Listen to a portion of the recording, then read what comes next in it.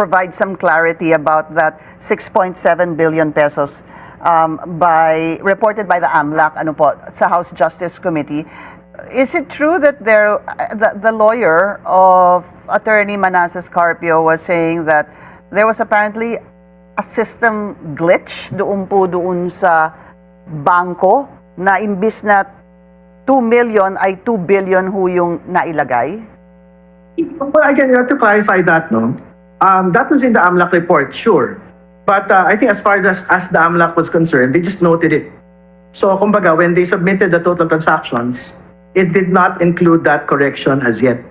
So, it is still 6.7 billion as far as that report was concerned.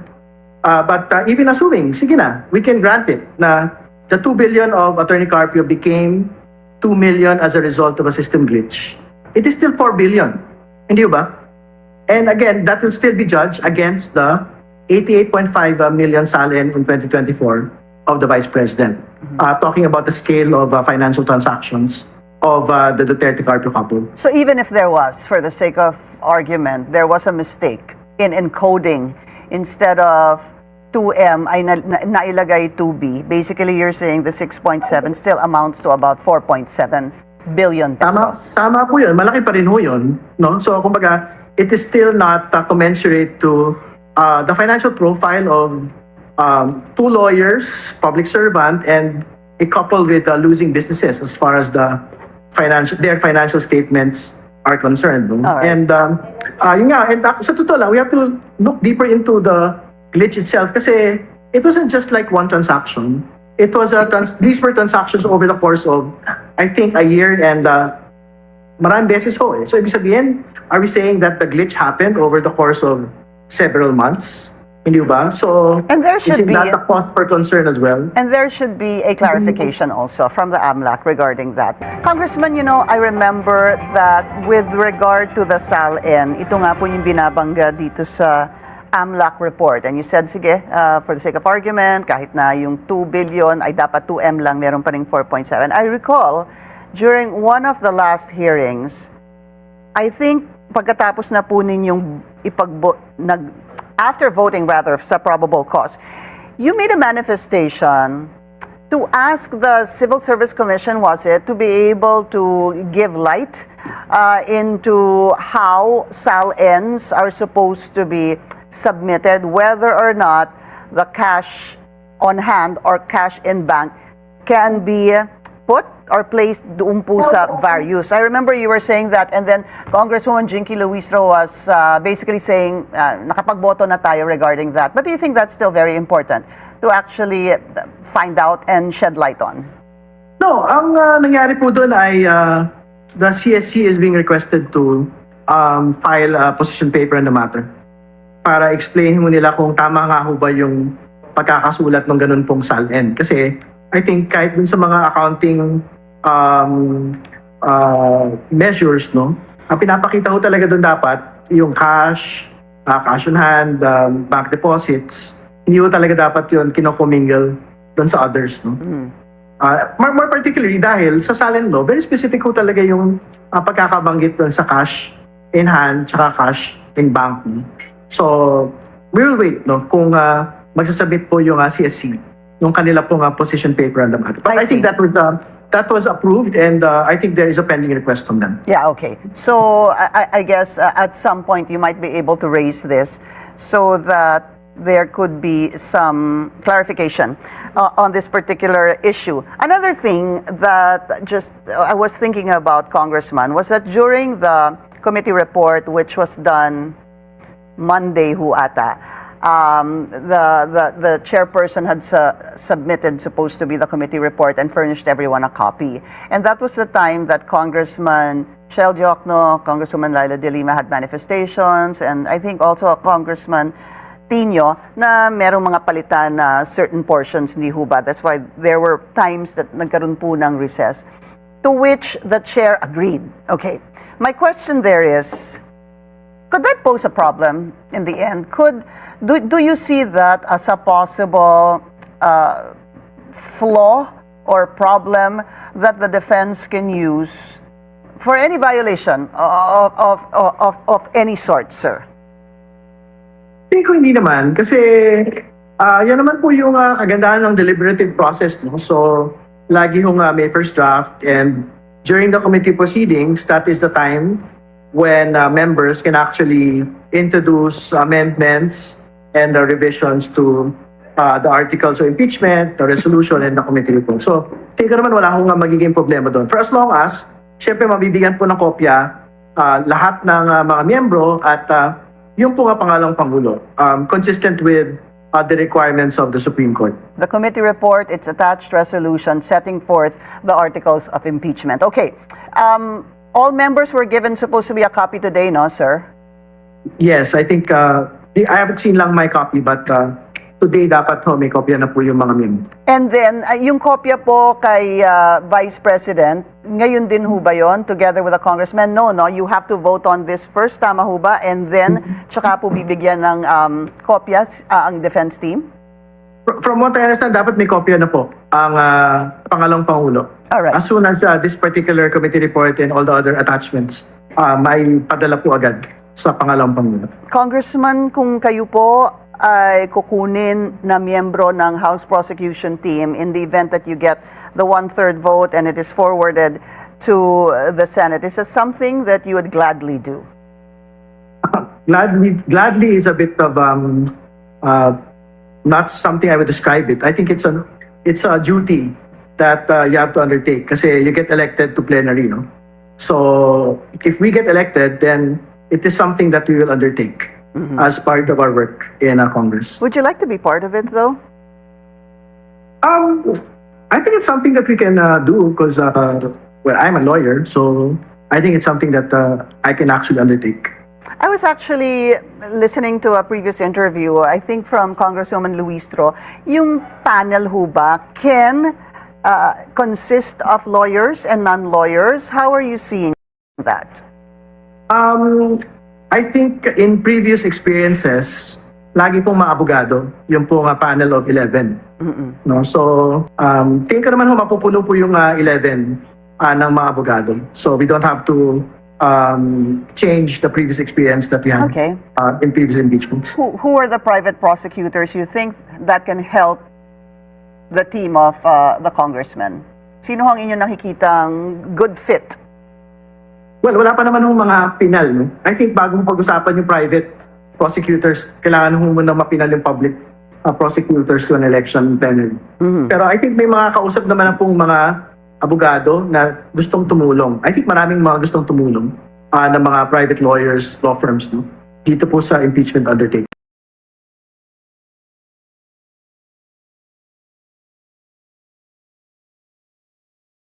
Can you tell us any of them? Wala pang pinal. I think as soon as we are ready, their names naman po will be stated Okay. publicly. Okay. Congressman, on another topic, I'd like to get your comment on the arrest of PGMN founder Franco Mabanta that made headlines today, sir. Well, I think we will leave it to the NBI to prosecute the case. Tingin ko naman si Mr. Mabanta will have his lawyers to respond to the matter. But I think we need to make a statement relating to free speech as against extortion activities. I think what had happened last night is not because press freedom is being stifled, but because there is an allegation of extortion that had been caught red-handed. No? So we will leave it to him to make that defense on the matter. Any other reaction, I guess, just personally when you found out about this? Because after all, this supposedly involves the former speaker, Martin Romualdez, an alleged expose against the former speaker. Well, my only reaction to the matter is if there was really a documentary supposedly against former Speaker Romualdez, that should have been released without any negotiations, without any discussions. Kasi if we are in the business of truth-seeking and accountability, that should have happened as soon as the final edit was done. Hindi ba? So dapat wala akong mga talk about negotiations relating to this particular documentary. Was Congressman Martin Romualdez in plenary today?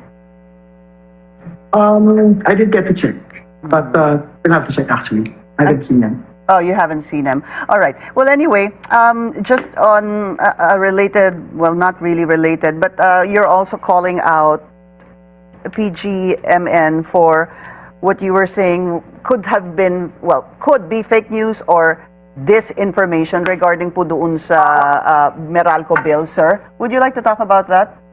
Well, tama po yun kasi, well, we filed the resolution last Monday on the matter kasi, syempre, wala naman tayong debate na dapat government should, ensure that rising electricity costs are contained, no? Pero, mahirap po to unleash content kasi na hindi ho nakabate sa katotohanan. And ang problema ho kasi, PGMN platform ay particular content creator na nagpakita po ng magkaibang Meralco bills, supposedly to rage bait viewers, no? Pero ang pinakita niya from 700 pesos to 7,000 pesos, no? So, nakita niyo eventually na magkakaibang mga ano po ito?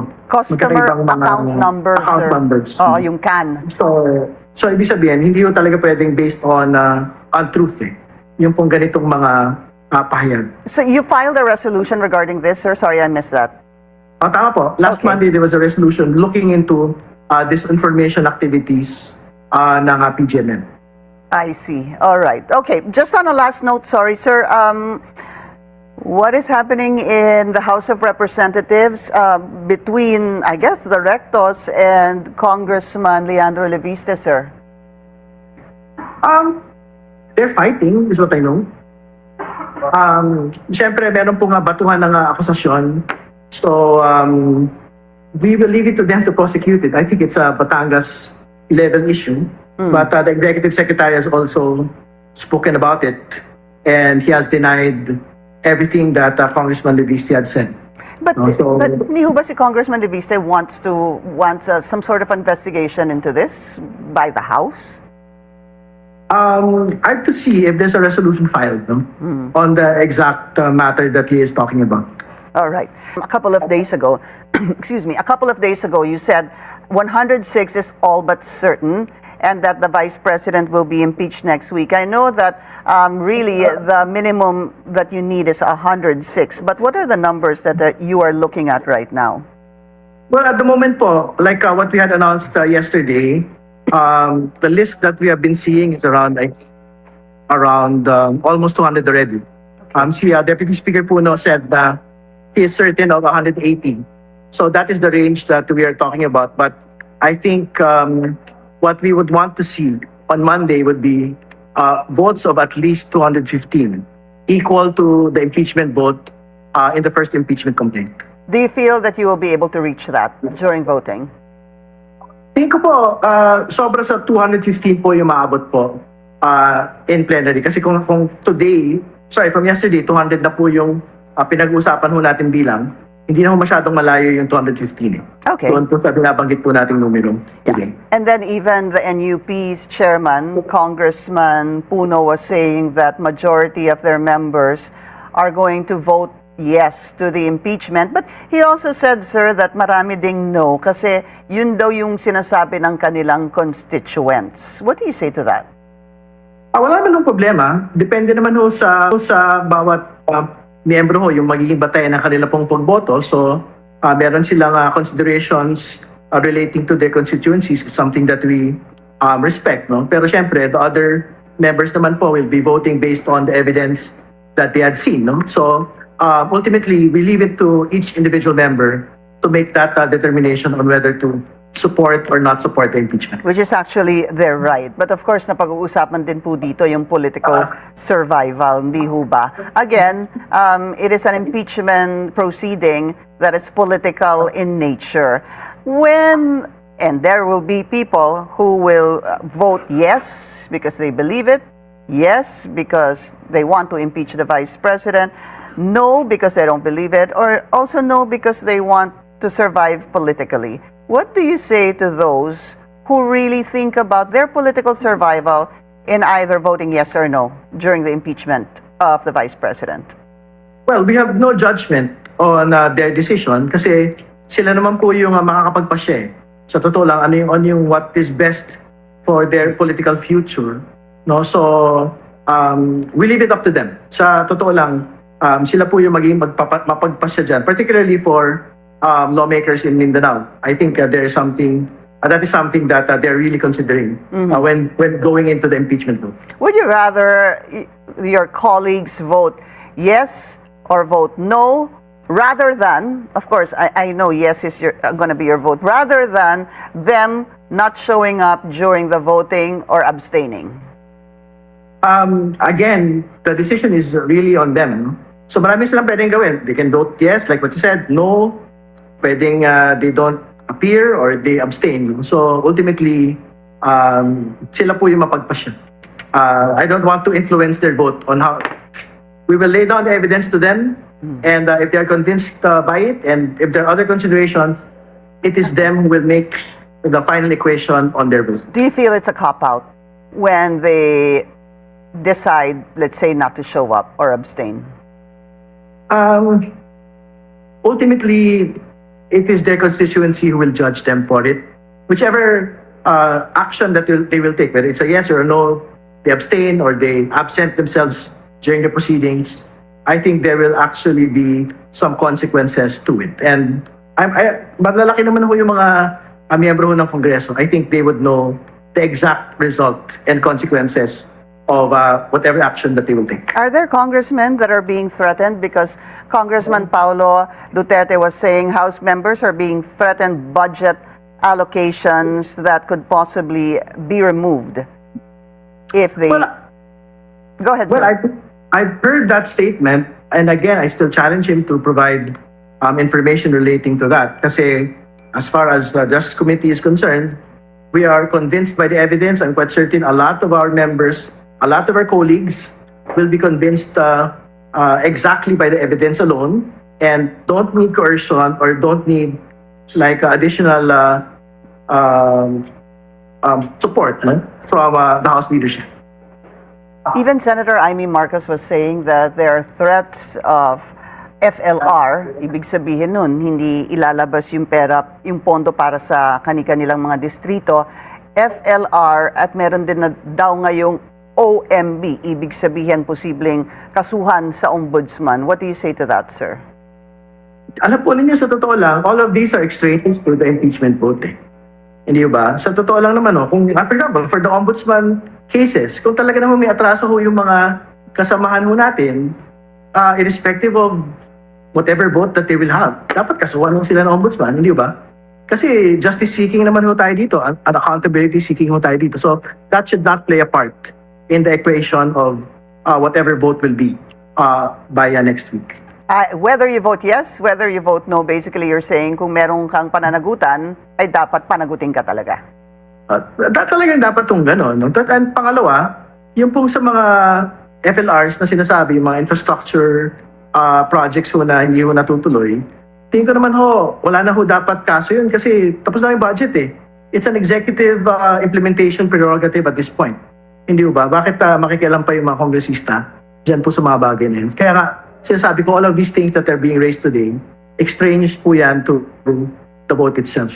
So, that should be dismissed as a distraction to the vote.